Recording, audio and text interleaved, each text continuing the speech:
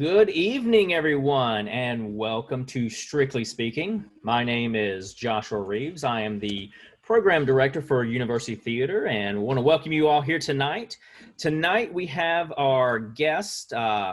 He is a Tony Award-winning actor, a producer. We have Alan Campbell with us here tonight. Alan, welcome to the show. Hey, Tony nominated. I better get that right. I wish, but hey. Yeah. Tony nominated actor tonight. And just to get the ball rolling tonight, as you can see, I've already made my first mistake. And this is supposed to be a casual, laid-back kind of conversation. So if we have any more of these oopsies,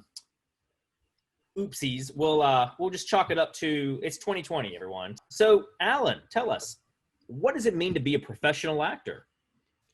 I think it's to be a storyteller. I think that's what we do. We tell stories. We, kind of channel them through our own instruments, our voice, our imagination, visually, the kinds of pictures that we could paint physically. But I always, as an actor, I always wanted to start with a text. I mean, that's always the way I've approached what I do. It was the music in a musical and the book and the text. And to build on that, because most good playwrights and most good material, most of the answers for your character, when you build a character, it's usually there. Mm-hmm. Now, they thought a lot more than you could probably ever think when they wrote it. They sat many, many, many hours thinking about the character that you're fortunate enough to portray. So I think it's literally about being a vessel for the playwright and interpreting the story that they've written in the most vivid, engaging way you possibly can. Using, your own God-given talents. I mean, I think we all have certain gifts and we're all better at some things than others. And the good thing about being around for 40 years almost now that I have is that you kind of learn your tricks and you learn what you're good at, what you're not good at, and you learn to kind of navigate around your strengths and your weaknesses. And create something that hopefully people will respond to. Great, thank you. So tell us, with over this time that you had to work on your strengths and your weaknesses, how did you get started in acting or in the arts? Well, I was from a small town in Florida, and I started as a singer. I just had like a rock band, and we paid like Ramada Inn's Timbers Lounge. It was for gas money when I was in high school. And later on, when I went to university or went to college, I wasn't really studying acting. I was getting another type of degree, and I kept, as a performer, because I'd done it for quite a few years as a singer, I kept getting asked to kind of be part of, the theater scene and plays and doing other musicals. And then there was a singing group. And so I just said, sure, that's fun. It's something I can do. It's something I enjoy in addition to getting this education and working on my education, my degree. And it started to dawn on me that I had an ability and people responded to it. And so I guess just one day it dawned on me, I wouldn't want to be like the age I am now and would have never really tried and say, I wonder if I could have. So I set a goal. Yeah, I was a pretty practical guy. I didn't have a lot of stars in my eyes. I said, I'm going to set a goal and I'm going to work at it for a while. And if I can't make a living, or if I feel like it's not really feeding me creatively, I'll do something else. And 40 years later, I worked in a bookstore for I think in LA when I was first in LA, maybe for 3 months. And that's the only job other than being an actor and saying I've ever had. Well, what was that one show or that one gig that you did that you felt like, okay, this might be going somewhere? When did you feel like, Might be working. It's like every single one you always hope, right? You always say, oh, this is the one. And it's not. Or it's better. You take another step. But I got a sitcom when I was in my 20s. I was a New York theater actor and, working off Broadway. And I got a show with John Ritter, the spinoff of this. Nobody will even know this in your theater program, Three's Company. It was called Three's a Crowd, and it was in the mid 1980s. And I got the job, and I flew to LA, and I was on a sitcom for about a year and a half. And it was a lot like the theater. You put it together basically in a studio, at least in those days, and then shot it in front of a live audience. And then from there, I did 5 years on a drama series on CBS. And I think each one of those times I thought, okay, well, I'm a working actor. I'm making a living. Ah, there we go. But my heart was still in combining singing and acting and movement. I always kind of wanted to do all three, and musical theater was kind of always the thing that I thought was the penultimate thing, given everything I wanted to do. But that wasn't happening literally until later in my career, in my 30s, and I finally got a really great job originating a role on Broadway. And that was, I think, for me, even though the TV series and everything else were great, and I was making a good living and feeling like things were working, something about originating a role on Broadway in a big world premiere of a new Andrew Lloyd Webber musical, that was really like a test of it all, and I'm glad it came when it did, because I wouldn't have been ready for it earlier, I don't think. So let me ask you then, was it always the goal to be on Broadway or in live performance, or was film or television more of the way you were going? I always wanted to be a live performer. I always loved the theater, and the immediate feedback and the sense of the audience as a fourth component or a component to what you were doing, and that it was different every night, and you could feel the audience kind of breathe with you and laugh and gasp and cough. And I always enjoyed that, but I had become kind of a journeyman actor. I just went where the jobs were. Yeah. And it was on a soap for a while, and a sitcom, and an hour film series, and I just kind of banged around. And at the time it was like, God, I wish I could just find something I could hang on to. And now I realize, in looking back, I'm so glad I had the chance to do it all, because I look around and fewer people are able to do that in a lot of cases. I was able to do a little bit of all those different genres, and I think learned a lot from each. Awesome. Thank you, Alan. So, hey, everyone, Andrew, Ashley, Bailey, Faith, y'all make sure you're looking at that Q&A, ask us some questions, get us going. So I want to go back to originating that role. So can you tell us a bit about that Webber musical you did? It was called Sunset Boulevard, based on the movie 1951, I think, a film, kind of a film noir film, and starred Glenn Close, who won the Tony that year, George Hearn, who won the Tony that year. And it was, I guess you could describe it as the Hamilton of its season. It was hugely successful in terms of sales, and it did really well.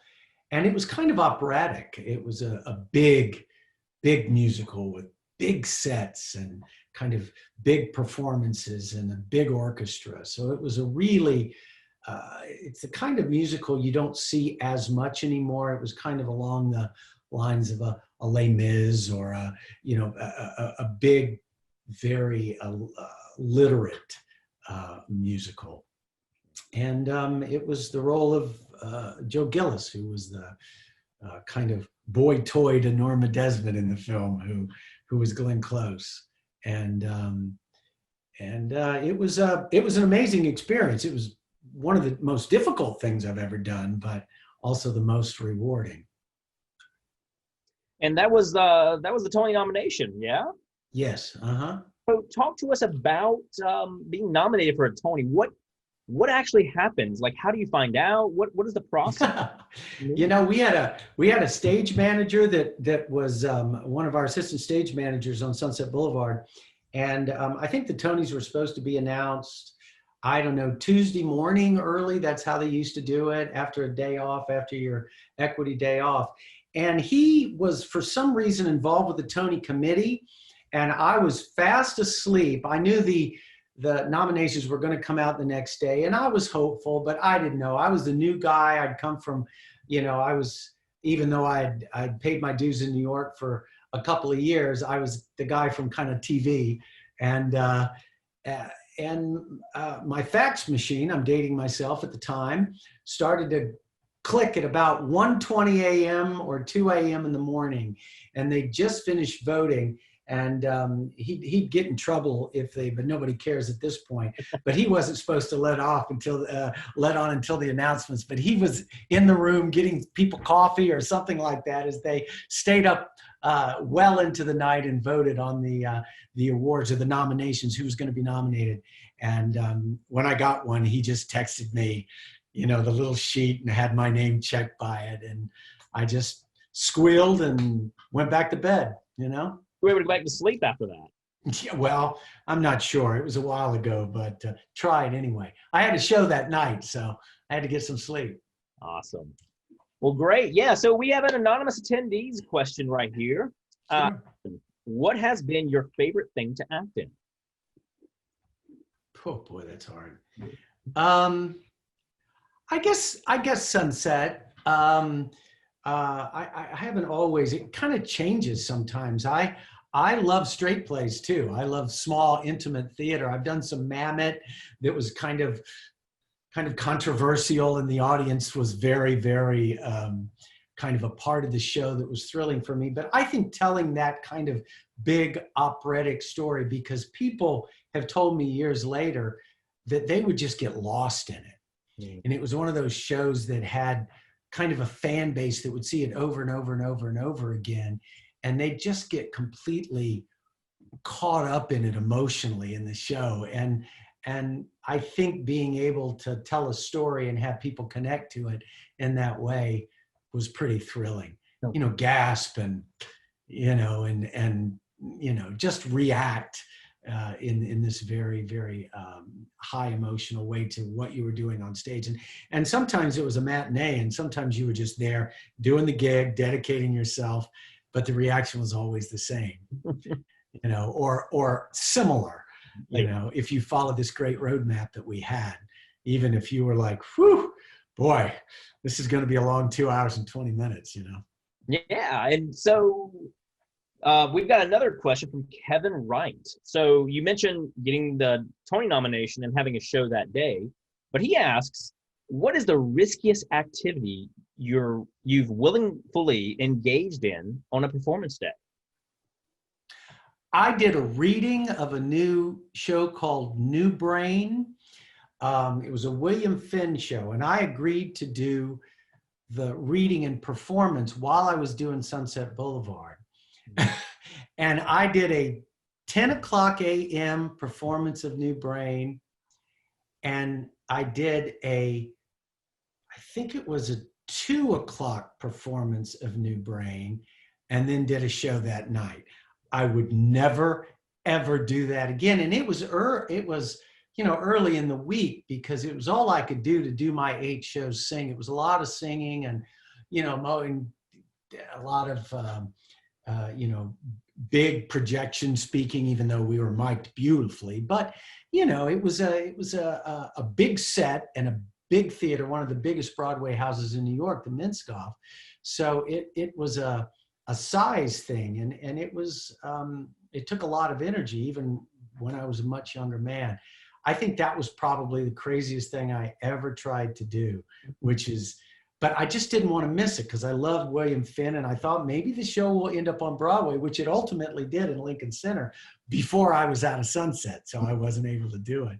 But I said, oh my gosh, this is an original William Finn show. He did falsettos, and and so I really wanted to be a part of that with Malcolm Getz, an incredible cast. So, boy, that was probably the dumbest thing I did, but.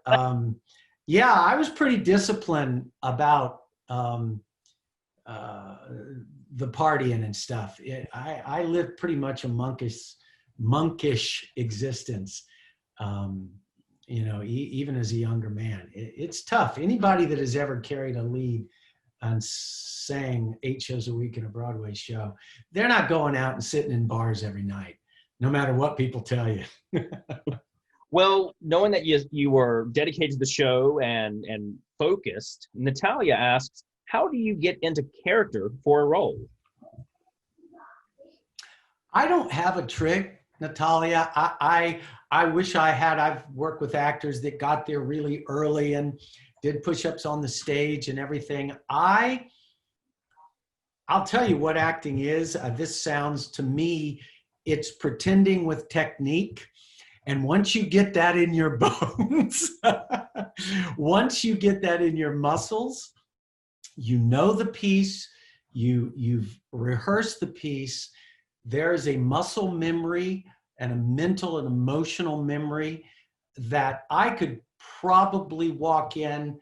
I mean, you have to be there a half an hour before per your union, but I never got to the theater much more than a half hour, 45 minutes early. And during the preparation and putting on makeup and costumes and everything else, you just have a routine that gets you in the mental space you need to be in. Now, I've occasionally almost been late for a show one time with Glenn Close running down the street because the cab was stuck in traffic.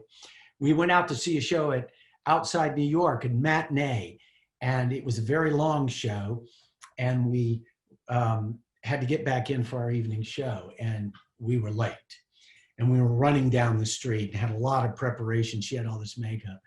That was a little, by the time we got on stage, we were like shaking, but that was a little hairy. But yeah, I don't have a lot of secrets other than the fact that you just do the work ahead of time in rehearsal, and preparation equals performance. And it equals consistency, because the job of the actor, and the thing that's the hardest thing I think about being successful in the theater, is you have to do your 90% or 99% show night after night after night after night after night after night. It's like being a professional athlete as much as it is being an artist at times.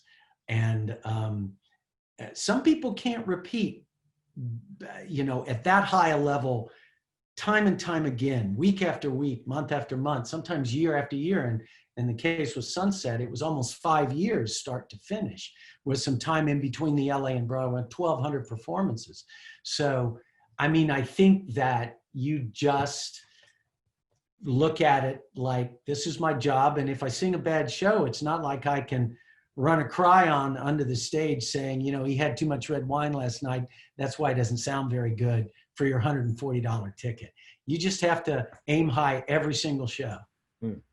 Awesome. Thank you so much, Alan. And so we spoke about what you do half hour in preparing for that role the night of the performance. We have an anonymous attendee asking more about what we do prior to the performance. They ask, how much time did you spend preparing for your first Broadway show? What was the hardest part to learn, i.e. remembering your marks, your lines, your movements, etc.?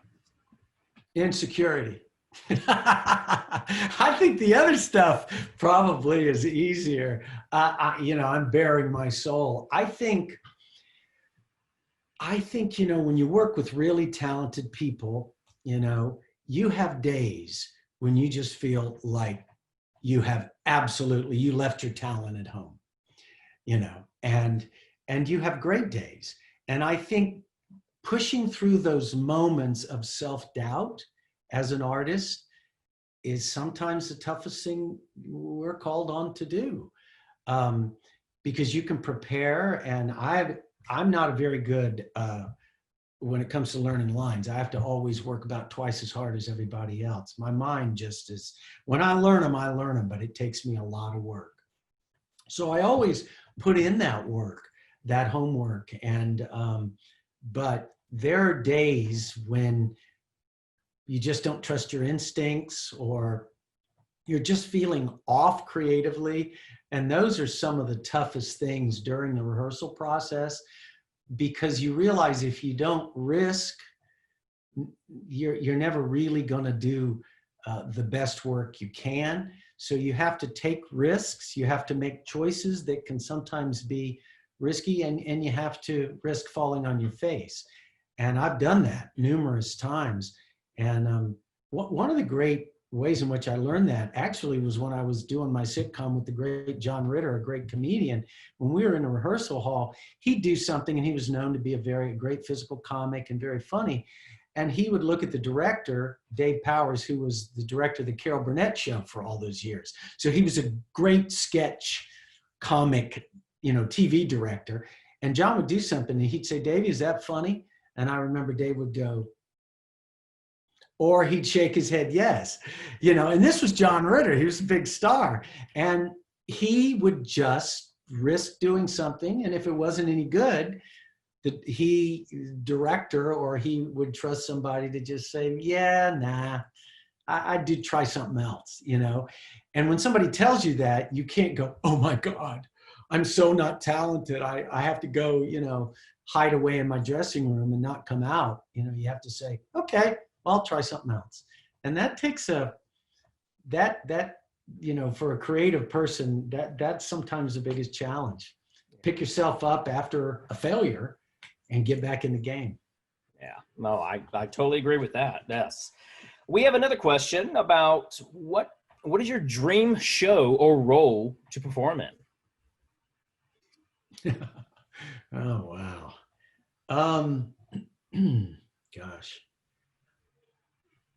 I recently, they change. I always thought I'd love to do To Kill a Mockingbird. I got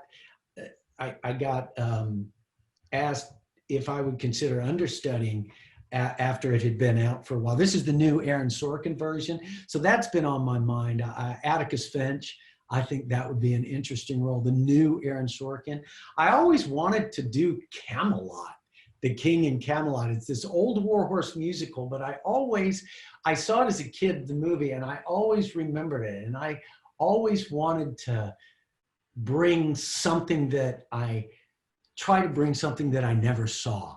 Sometimes you look at a role and you go, "Oh my gosh, that performance is so amazing." But I think if it were mine, I would try to, steer it in a different direction if I had the director's, approval to do that. And I probably wouldn't take the job before I talked to the director about it. But so he probably wouldn't give me the job. But I think sometimes those are two things that I've thought about. And I'd love to do some more film too. I did a film about a year and a half ago in Wilmington a little over a year ago. And it made me kind of think that this is something that I'd love to do more of, because technology has made it kind of easier. Our handheld digital cameras, and the lights were adjustable LEDs. And when I was in television, it was 17-hour days, and there were a lot of film Panavision cameras, and they still do that on bigger movies. But smaller movies now, people are making movies with their iPhones. Yeah. So it's, as an actor, it's like, wow, I would love to do something kind of down and dirty, that is not as expensive and not as stressful. A little bit more scrappy. Yeah. Right. So don't forget, everyone, keep those questions coming. So, Alan, over the time you've worked in film, television, theater, and you just did this film a year ago. Tell us, do you have one that you like better? I know you said that you like working with a live audience, but with the your experience a year ago, would you prefer to go back to film? And can you also tell us a bit about the major differences? Like, do you approach a role differently for one or the other? Well, film, you can't lie. You can't fake it. Not that you ever should as an actor anyway, but on stage, obviously, stage, there's something about the eye of a camera that picks up something of your soul. And that's why I admire, great film actors probably as much as anything, because they can completely forget about the fact that there's cameras and Teamsters and a craft service table with M&Ms and, somebody's dog running around, and give these incredibly intimate performances that allow you to kind of feel every single thing they're feeling, every nuance. That's a real challenge, I think. And I think sometimes people don't realize, and people from the theater, I mean, there are a lot of great actors from the theater that have never been able to make that transition, because the theater is, you do have to kind of act to the back row when you're in a large theater. And I remember when we did Contact on the Live from Lincoln Center, which was a TV thing, and there were close-ups in a show that we had previously done, at Lincoln Center in a big theater. We had to consciously, during several rehearsals, understand that if our performance and reactions were the size that they were 8 times a week performing it for a live theater audience, in the TV version, I think we saw that a lot with Hamilton. I think those adjustments were phenomenal. I mean, that's the best film theater I have ever seen. They also did it over many, many, many days and spent a great deal of money doing it. So they had cameras close to the actors on the stage and no audience. But I realized that there are adjustments that you have to make between the two. But you're still honest. If you're not honest on stage, it's not going to work either. Well, following along, continuing along this film versus theater, an anonymous attendee asks, what would you say is the biggest misconception or misportrayal of the work style about working both in film and theater? Maybe I just kind of touched on it. Yeah. I think it is that you can fake it in the theater, you can't fake it on film, you can't fake it anywhere. and the truth, looking for the truth, every script is like a set of plans for a house. And you're a carpenter, essentially, to use probably not a great analogy. And you look at it, and if you're an actor, you try to think about how you're going to build that house and how solidly you can build it. And you try to, channel every single moment as honestly as possible, because it's not about emoting, it's about bringing the audience in. I remember I had a theater very early on in my career. I had a theater woman scream at me, and it was Irwin Shaw's Bury the Dead, but it was a musical version, kind of a really kind of hip, kind of downtown New York thing. And I remember I was playing a soldier, and it was set during the Vietnam War. And I remember I said, oh my gosh, I'm going to cry on stage. It's going to be amazing. And the tears, I just streaming down my face in this last tableau. And the director, Vinette Carroll, very famous, she said, darling, what are you doing? And I said, Vinette, I'm sorry. She said, don't do the audience's work for them. Have them well up in your eyes. Do not let them spill over. And she just screamed at me. And I realized, she said, when they can watch you experience it, they lean in. But if you go all to pieces and then you're almost doing their work for them in a way. And And she's really, she was really tough about that. She didn't want you to indulge the emotion of the moment. She wanted you to fight against it. And that's a lesson that I've used my whole life in film and everything else. Allow people to get a glimpse of the emotion without telegraphing too much. It's not as interesting. Yeah, no, I love that. I love that saying. And another attendee has asked, and this goes into that like pulling the audience in, as you were saying. In terms of live performing, do you prefer a smaller performance off Broadway or a bigger performance on a Broadway with New York atmosphere? And if so, why?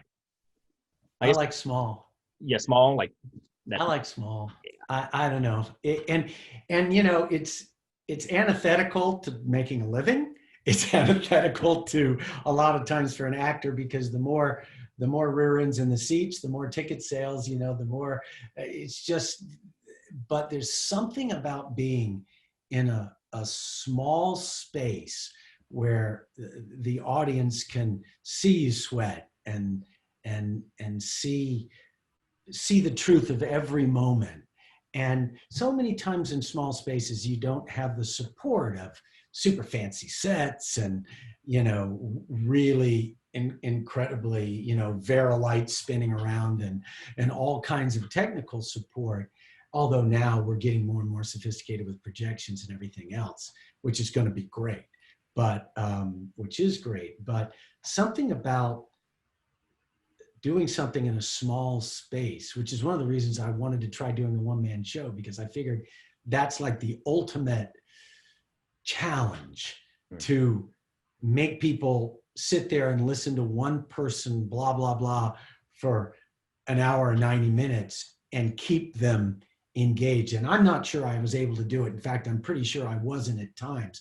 The piece is still being worked on, but that to me at this point in my career seemed like a good next challenge, because I admire some of the one-man shows, the one-person shows. I've seen one man and one woman. And this one-person show you're speaking of, I'm assuming you're talking about your Angela Weber. Right. Three name guys. One of those three name guys. The Lloyds. Yeah. The Frank Lloyd Wright show. Yeah. Could you tell us a bit about that? I mean, it was actually you workshopped it at NC State. Right. Ago, yeah. Yeah. And it was a friend of mine who directed a show that I was doing up in the Boston area. And we were just having lunch after we'd opened the show. And we were just talking about what's next and what we wanted to do. And I told her that I had always been obsessed with architecture. I would have liked to have been an architect if I hadn't been an actor. And I, you know, love Frank Lloyd Wright. And her father happened to be a modernist architect, which I didn't know. And we started talking about this idea. And then before lunch was over, she said, would you let me write it and direct it? And I said, and she's a fine writer and a fine director.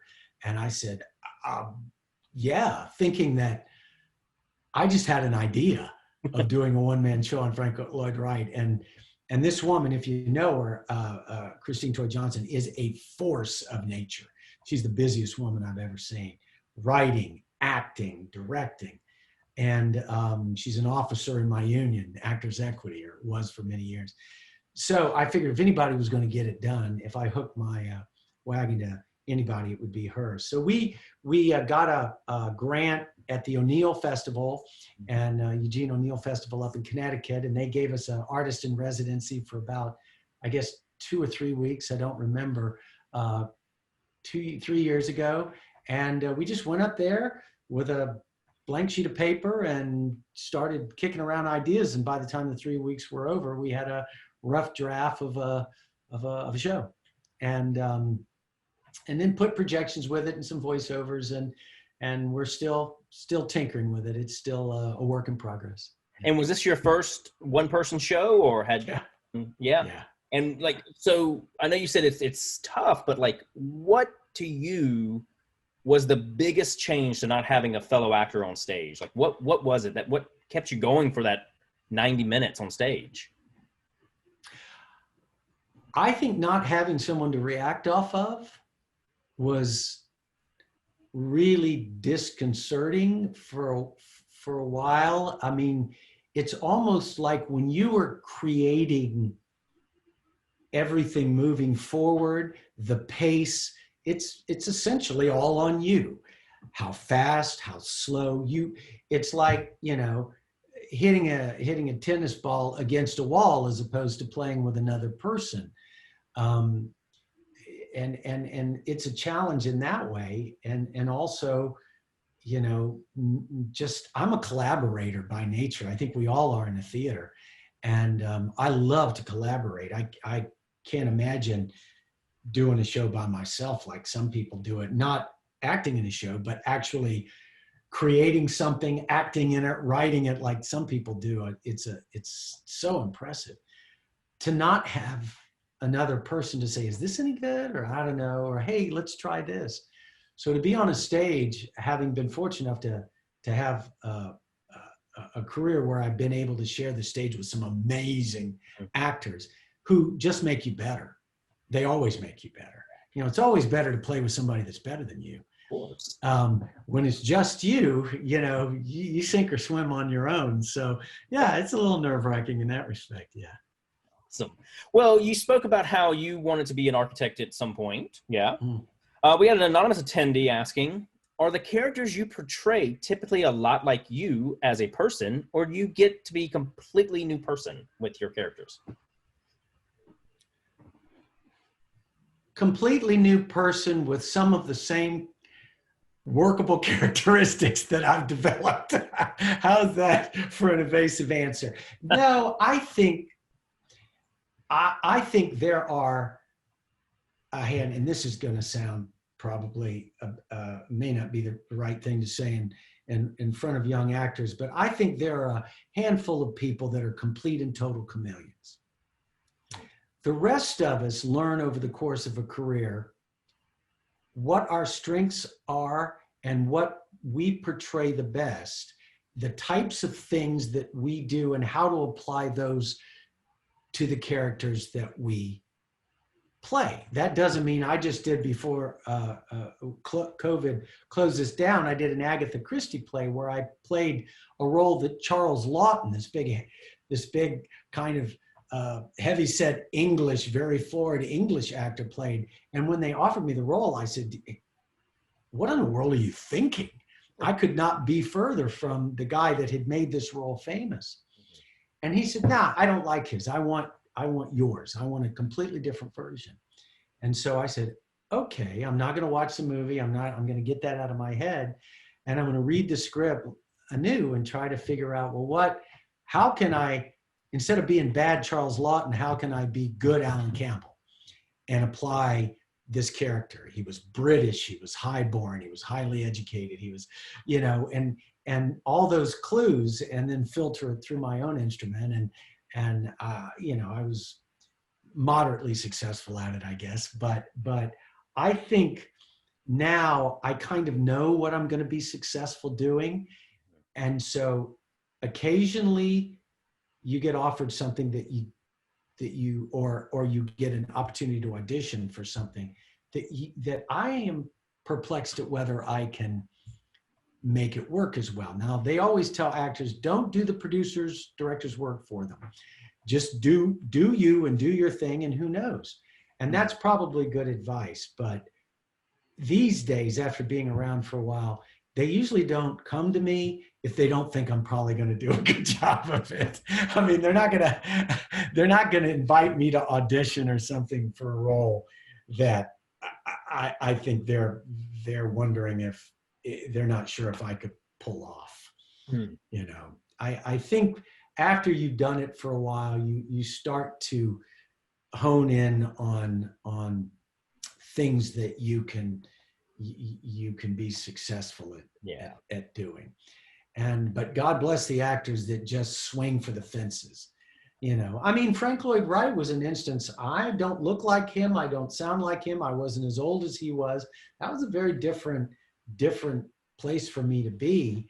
So that was one of those instances that I had to try to put the clothes on. It's almost like being an English actor. I had to put the hat on and bend over a little bit and try to figure out what that felt like, Yeah. for me. Well, let's switch gears a bit. We have another question. What do you see for the future of live theater? Are you worried about the decline or loss of live performance with the introduction of new filming methods, technology, and streaming? And I'll also add, with the current events in the world. Yes. Yeah. Yes, with a lot of caveats.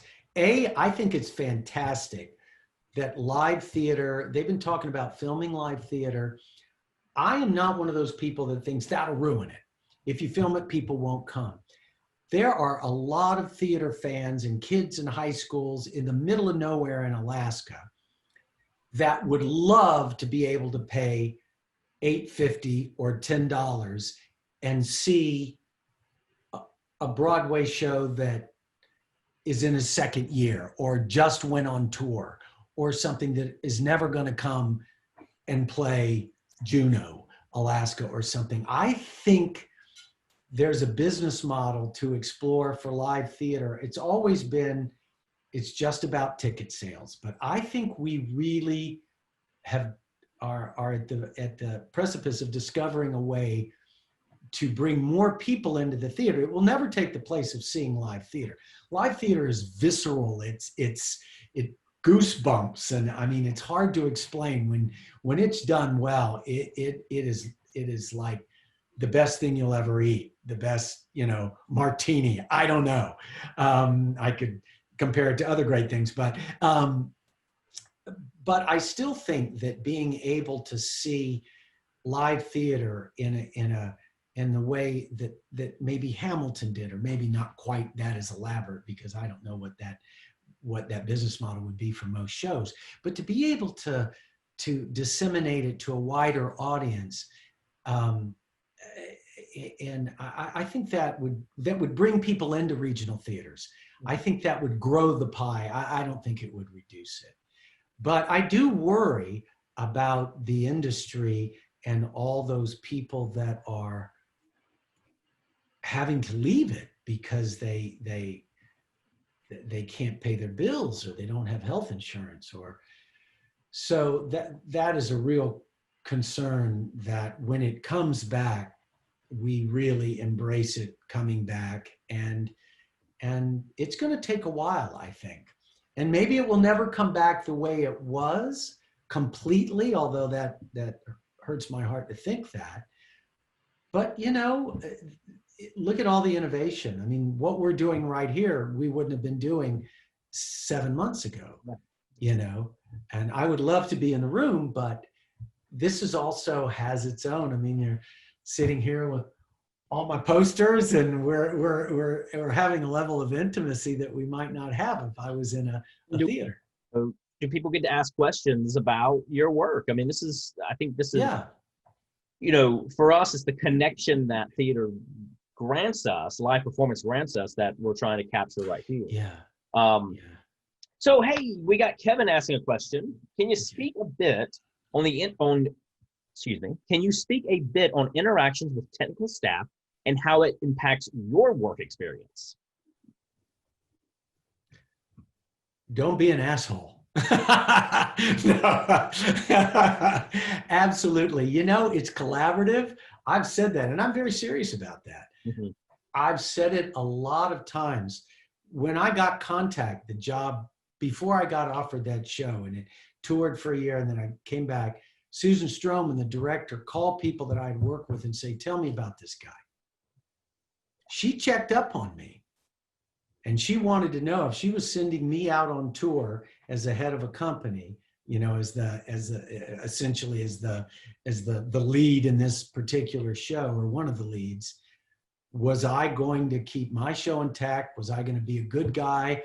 Was I going to, get drunk and come stumbling into the theater some nights, come in late? What kind of an example was I going to be for the people in the show? How was I going to work with the support staff? And I think that's really important, because boy, you depend on those people to have your costume, the dressers, the people that make and design. I am so enamored. I am more enamored at times of people that do the other disciplines than do what I do. Maybe it's just because I do what I do and I get a little bored with myself sometimes. When I go to a costume shop in New York that has built this beautiful costume, I did a show a couple years ago called Rock and Roll Man, which is supposed to come in, or was. It was the 50s, so all the crazy clothes, and I was so taken by the costume shops in New York that built these beautiful clothes from scratch. The prop people that have your props set, and if somebody has a bad day and it's not there, it could be a real embarrassing moment. So you really have to depend on those folks. Oh yeah, that was the first production of it. That wasn't the fancy jacket production. There's a couple of other, that was the smaller version. We did a much bigger version that was big and splashy, but yeah, I mean, it's a family. And I think that's the thing I like the most about coming into the theater, just like walking onto a TV a set, is you see these people every morning, and for every 5 minutes you spend or 10 minutes you spend on stage, you spend a lot of time just hanging out and having a cup of coffee and asking how somebody's kids are, or how their weekend was, or where are they going to go on vacation, and admiring their dog. It's family. It's part of what makes it so much fun is that atmosphere of family, in addition to the work that you do. Yeah, we've done, this is like the 15th or so interview, and we've done actors, producers, designers, and all of them say the exact same thing. It's great to be good at what you do, but you gotta be a good person first and foremost. That's yeah, because it will get around. Unless you're the 5 most talented people in the business, you better be a nice guy and girl, because it will catch up to you. Mm-hmm. It gets around. Well, we got a little less than 10 minutes left. I want to make sure we hit a couple more questions. How often do you find yourself improvising on stage? Almost never. If something is forgotten, a line is forgotten, or if a person is late on an entrance, very few times does that happen, but it's happened to me. We've had technical shutdowns. I've had to go in front of a curtain and sing a song while they were rebooting a computer one time on a Broadway stage, because it took a lot more time to reboot, 10 or 15 years ago. But it's not acceptable to riff. That writer sat up and sweated every single comma and every word, and it is disrespectful to the work that they do and your fellow actors to improvise, unless that's the point. Mm-hmm. Unless you're doing improvisational theater, but that's a whole different thing.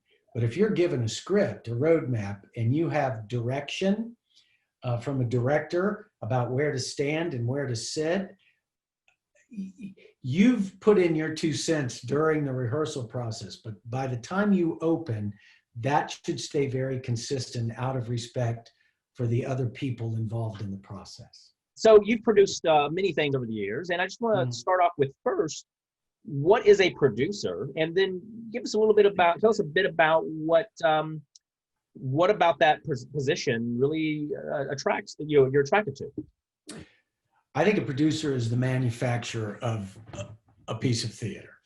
I mean, you do everything from decide on what to do, obtain the rights to it, read, get the rights, think about casting, branding, you sell the tickets, you hire the designers. It's incredibly satisfying in its own way, or at least it was to me. It was every bit as satisfying as acting in a successful piece, when after all the work and the rehearsals and hiring the actors and the casting and everything else, you actually see the audience respond to the thing that you all have built collaboratively.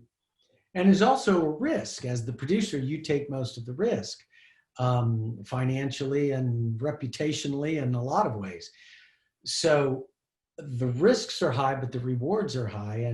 And I can remember I produced a show when I was involved with Theater Raleigh called Violet. And I remember standing there looking kind of on the side where people couldn't see me, all these kind of grown men, older men in Raleigh, like fidgeting and clearing their throat and having all this mouth tension, a tremendous amount of emotion. And I remember thinking how satisfying it was, because these are guys, they didn't know how to deal with what they were feeling.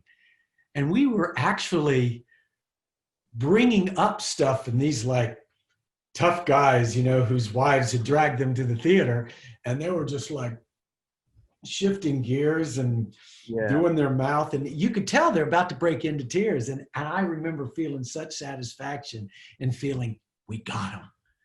You know, we got them. We did our job. They are on the train. They are feeling everything that this writer and this cast has wanted to create in every moment. It was a tremendous thrill. Yeah. Because sometimes as an actor, you don't get quite a sense of that depending on the size of the theater. You hope it's working, but boy, when you can like stand on the side and, you know, and look at the audience a little bit as they look at the action and see how they're reacting, it can be really satisfying, right? You've done it. Oh, I have. Yes. I back row, back to the house, and just. Oh, it's so great. Yeah. There they go. Yeah, that's great. And okay, producer, actor, film, theater. You're also a singer, and I saw on your website you've sang at the White House with 3 different presidents. What was that like? Yeah, over the years, thrilling, kind of, you know, it's just, you know, it's surprising when you get in a situation like that, when you look at all that on TV. And, you know, I remember walking into the White House area and seeing there was like peeling paint, you know, and one of the things, and I was thinking, oh, it seems so much smaller, you know, the room is smaller, and it's just kind of an old house that they're just trying to keep ahead of the peeling paint. And it's actually, you know, so much is done to make you feel at home and kind of embraced, and that's, you know, you just kind of fall back on your professionalism. It wasn't as tough as singing at my mom's funeral. You know, I sang, not to be morbid, she's been gone a while, but I remember my family had asked me to sing what was a favorite song of hers. And I thought to myself, oh no, that's crazy. I mean, this is my mom. I'm going to be so emotional. And I remember I was doing Mamma Mia at the time on Broadway, and I had been there for my mom's passing and flown back and done a weekend of shows before the funeral. And I remember Judy McLean had done the same thing at her father's funeral. She was playing Madonna, and she said, don't worry, you'll be fine.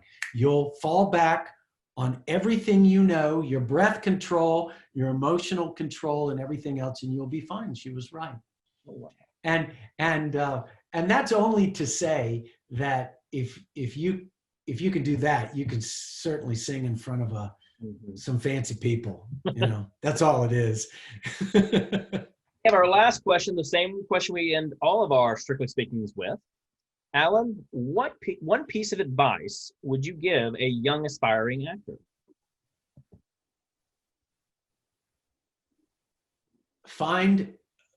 Be yourself. Absolutely be yourself. Don't try to be anybody else. And also try to perform and take every opportunity, because you never know what performance in one area will lead to something else. It's happened to me so many times. And the one thing, now I'm going to say a third thing, be pleasant to work with, you know, do the job, do your homework. But the most important thing is figure out who you are, and bring that into every single role, every single audition, because you are never more authentic when you are just trying to be yourself. You may be playing a character, but learn what works for you. And that has a lot to do with just working and study and people like yourself, Joshua, guidance that you give young actors, so that by the time you get out there, if you decide to try to work professionally, you'll have a leg up at the process. Because there's going to be a lot of those moments of insecurity, like I mentioned, that come to all of us, no matter at what level we're at. Those are the times that you push through by just having done the hard work early. Well, and trust yourself. Yeah, yes. And I think that's yeah. Trust yourself and be yourself. I love it. Yeah. So Alan, thank you so much for tonight. Thanks a lot, Joshua. Yes, thank you all for joining us as well. And if we have a great number of events coming up this week and for the rest of the semester, and if you like what you saw here tonight, please consider supporting University Theater by becoming a donor today. Alan, again, thank you so much. Thank you. Enjoyed it.